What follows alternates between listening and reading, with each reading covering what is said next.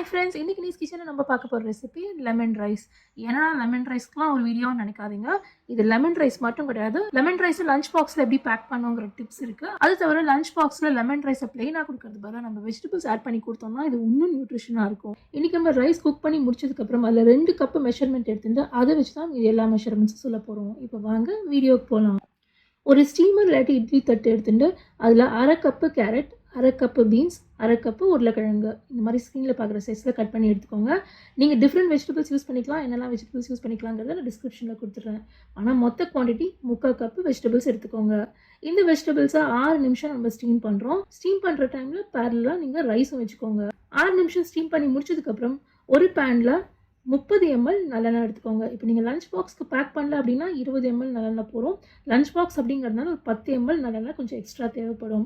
எண்ணெய் நல்லா சூடானதுக்கப்புறம் இதில் 1/2 டீஸ்பூன் கடுகு, 1 டீஸ்பூன் உளுத்தம்பருப்பு, 1 டீஸ்பூன் கடலைப்பருப்பு, 2லேருந்து 3 பச்சை மிளகா.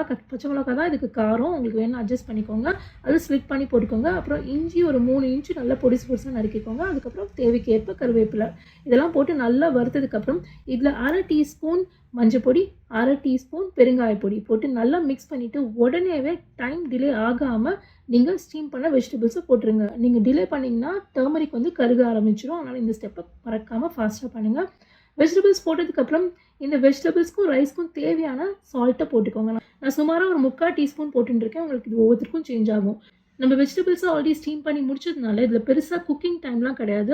உப்பு சேர்த்ததுக்கப்புறம் இதை நல்லா மிக்ஸ் பண்ணிவிட்டு இதில் கொத்தமல்லி சேர்த்துற வேண்டியதான். இப்போ லஞ்ச் பாக்ஸ் பேக்கிங் டிப்ஸ்க்கு ஸ்பெசிஃபிக்காக சொல்கிறேன். லெமன் ரைஸை லஞ்ச் பாக்ஸில் பேக் பண்ணும்போது நல்லா நீர் தேடுங்கிறது தான் காமன் கம்ப்ளைண்ட். இது நீர்க்காமல் இருக்கிறதுக்கு இப்போ பண்ணி வச்சு இந்த வெஜிடபிள்ஸை கம்ப்ளீட்டாக ரூம் டெம்பரேச்சருக்கு கொண்டு வந்துடுங்க. இது கூல் பண்ணும்போது கவர் பண்ணி கூல் பண்ணாதீங்க, அன்கவர் பண்ணியே இதை கூல் டவுன் பண்ணுங்கள். இது கூல் டவுன் ஆனதுக்கப்புறம் நம்ம ரைஸ் ஆட் பண்ண போகிறோம். ரைஸும் குக் பண்ணிவிட்டு கூல் டவுன் பண்ணி தான் இதில் ஆட் பண்ணோம். லெமன் ரைஸ்க்கு எப்போதும் பார்பாயில் ரைஸ், அதாவது புழுங்கல் அரிசி தான் நல்லாயிருக்கும், பச்சை அரிசி நல்லா இருக்காது. உங்ககிட்ட புழுங்கல் அரிசி இல்லைன்னா பாஸ்மதி ரைஸ் யூஸ் பண்ணிக்கோங்க.